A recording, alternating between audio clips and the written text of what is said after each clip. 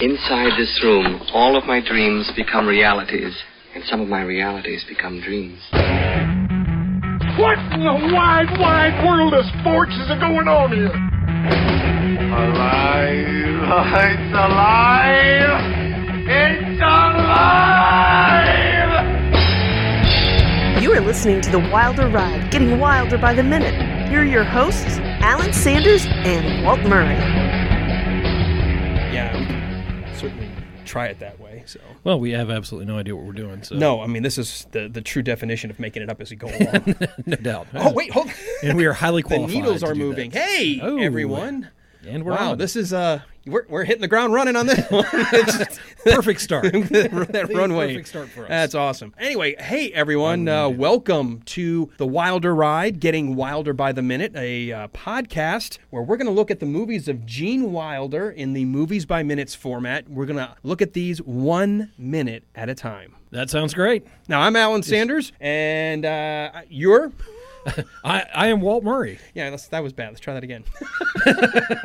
So The perfect intro. all right, so to get this kicked off, I'm Alan Sanders here, and looking forward to diving into all of the movies of Gene Wilder. Yeah, and I'm Walt Murray, and I think this is exactly the way the movie was meant to be watched, 1 minute at a time. You know, and we don't know the movie yet. Well, we do. Well, we're going to let you know as you listen to the rest of this, our 0 minute episode. You and I actually had to decide what movie to do first. Yeah, and this was kind of a struggle because, for one thing, we're both big fans of Gene Wilder, have been since we were kids. I remember seeing Gene Wilder movies as some of the first movies I ever decided to go see without my parents. The one we decided on, I think is my favorite Gene Wilder movie. I think as I'm watching other movies, I go, yeah, no, this is my favorite today. Well, But- I will tell you, much like you, Gene Wilder made an indelible impression in my mind with a couple of movies in my childhood.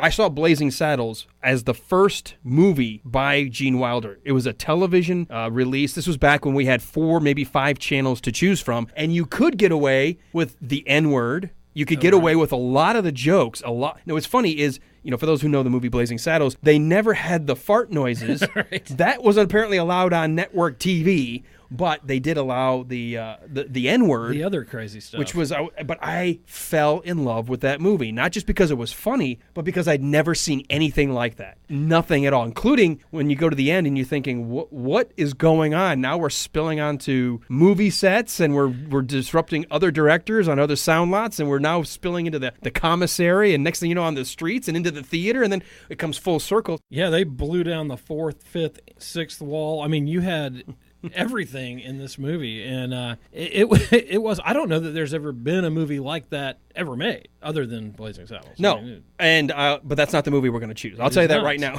There's a Not reason. yet. Not yet. We'll get to that. The second role, though, which I still think is for me, and maybe it's because sometimes the movie you first see that has an impact may always set the benchmark for every other character or role to follow. For me, he will always be Willy Wonka. There is no other movie starring anybody pretending to be the Roald Dahl character. He is Willy Wonka, and he will always be Willy Wonka, and he owned that role. Oh, he did. And I even think that the more recent version of Willy Wonka does not do that one justice. Not at all. Not at all. And I don't even want to spend a whole lot of time talking about the Tim Burton one simply because it is terrible. It stinks. There are certain movies where you should just label them as untouchable. That's as well as it's ever going to be made. No one's ever going to do as justice to just leave it alone. That's right. And I think that Willy Wonka was one of those. They should not have treaded on that ground, but they did, and here we are. Right. And again, that's not the movie that No, we've we're chosen. not going to do that movie either. But those, I think, to set the table here, those were the 2 movies by Gene Wilder that to this day are among my top favorites. I own them. I'll watch them if I'm flipping through at night and I come across either of those in any form, even the edited for TV. I'll either start watching it or I'll say, you know what, I'm going to go grab the DVD and just start from the beginning. Well, I love both of those movies, and when either one of them is on TV or whatever, it's one that I stop what I'm doing, sit down and watch. It's kind of like Jaws or a couple other movies that I have to stop and watch it. They just grab me. But I guess I win because my favorite Gene Wilder movie and the first Gene Wilder movie I saw is the one that we've chosen to start with. We're going to do the big reveal? Let's do the big big reveal. reveal? I know everybody's on the edge of their seat. All right.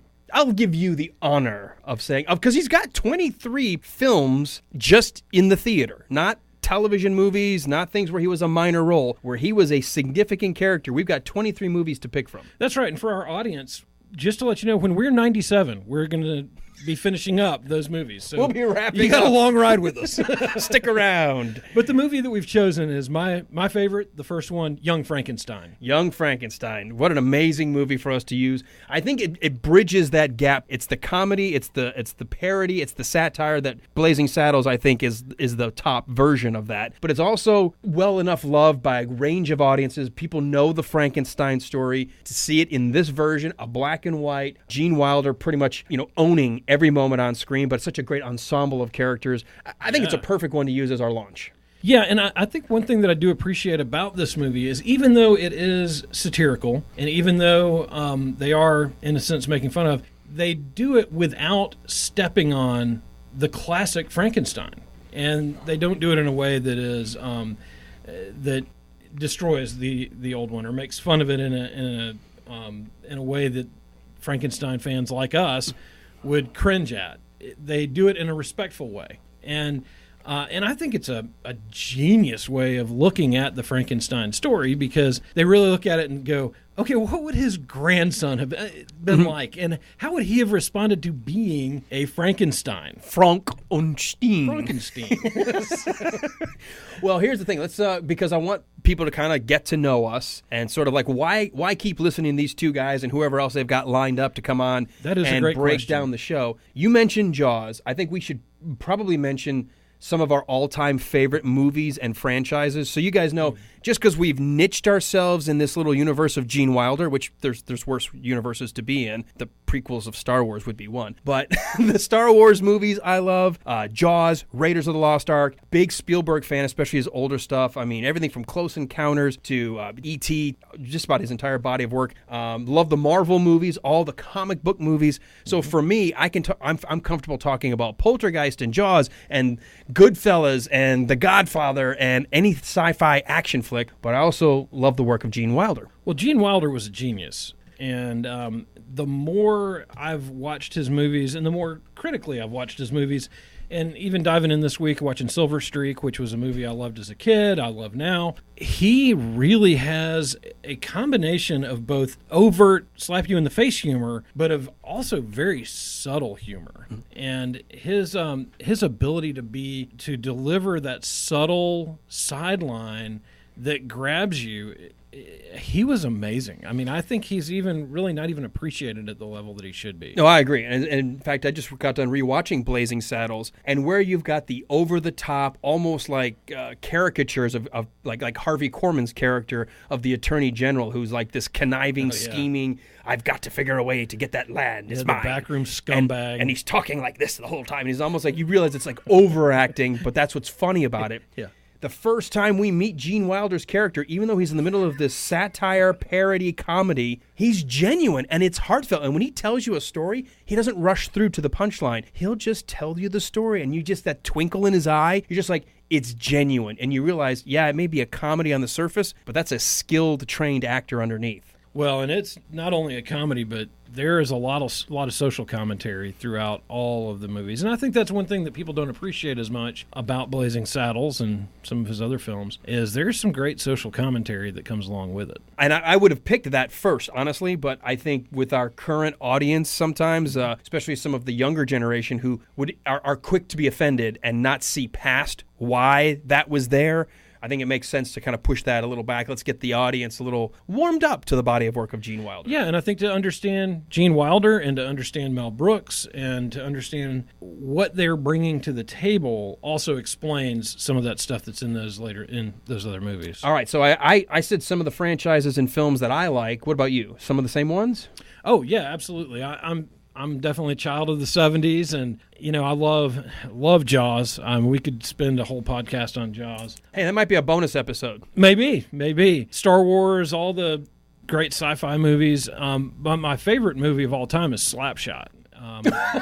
Well, you used to play hockey. I grew up playing hockey. I've been a hockey fan my whole life. But also, Slapshot is as over the top crazy humor as you can possibly talk find. about another candidate for a bonus show that we could do. Man, no kidding. Because I want to do that too as well. I think while we're breaking down Young Frankenstein here, minute by minute, I think what we'll do as we start looking at bonus material, stuff that we can put out there, I think we can start breaking down some of these other films and like just talk about the movie itself rather than, because this is a big project, 1 minute at a time. Anyone who's attempted it and all the other ones that are out there, there's some really, really good ones, especially the Star Wars Minute guys. Those guys really kind of started this phenomenon and it's just grown from there. Well, and two, there are a lot of our friends and other folks we're associated with who bring a lot to the table when they look at this movie. And the way we met through the BK on the Air show, when we have those guys on, it amazes me what a depth of knowledge of film and the producers and directors and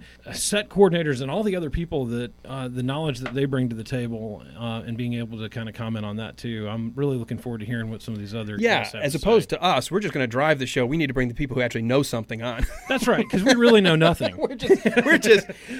we're dumb enough to actually think we could do this. Yeah, we're really the bread that brings the meat to the table. We're the bread. We're the what? We're the glue. We're the glue. We're the glue who holds this insanity together. We're going to have a lot of fun. And hopefully you guys out there tuning in and enjoying this will get an appreciation maybe for some Gene Wilder movies you remember seeing maybe once or twice and never really thought about, or maybe you've heard about them but never stopped to watch them or maybe watch them again. I'm looking forward to discovering some of the body of work that I know I haven't even seen of Gene Wilder's. Oh, absolutely. And, it's funny. I was talking to my kids about what we're doing, and I was talking to my mom about what we're doing. And both sets, my kids and my mom, looked at this and thought, this is great. Because for my mom being reintroduced to the works of Gene Wilder, and she remembers going when I was a kid to see those movies. And then for my kids who have been exposed to it just by me watching them, they are really kind of diving in and saying, oh, what's this all about? So I think for a lot of different people at a lot of different age groups and generations, I think can have a real appreciation for what we're bringing to the table here. That's certainly the goal for us here, is to just, first of all, have fun. Hopefully keep people entertained, because why bother if you're not at least either learning something or reliving something or at least being entertained. That's the real key.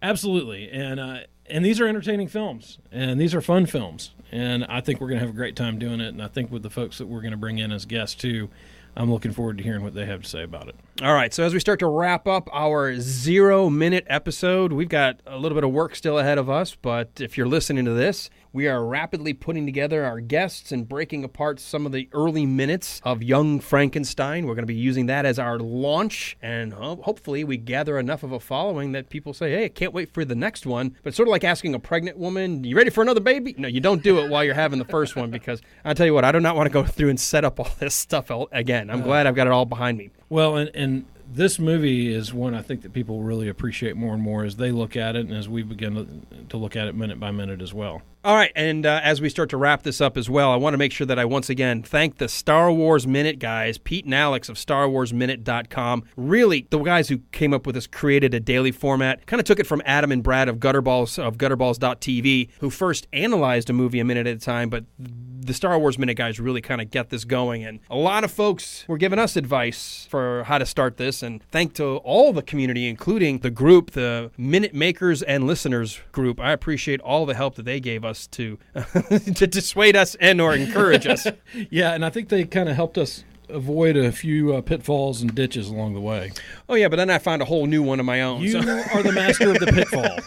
My friend, you have found them all. You know that scene in Raiders of the Lost Ark where they're driving the truck and, Indy's trying to get all these Germans away from him. He's trying to get the Ark's in the back, and he nudges the Jeep, and they all of a sudden go off of in the middle of the desert, suddenly out of nowhere, there's a 10,000-foot plummet, right? I found that spot when I was setting all this technical stuff up. You did. Well, when you mentioned one of the technical problems you had, I immediately thought of the first time I ever played the game Pitfall, and how within 13 seconds I was done. I was like, hey, that's Alan. Hey, the earth literally opened up and swallowed me. I was like, what the? Well, and I wasn't heard from again for about guy. 2 days. Yeah, I think I texted you late at night. I said, I'm really sorry about the hour, but I've got to vent.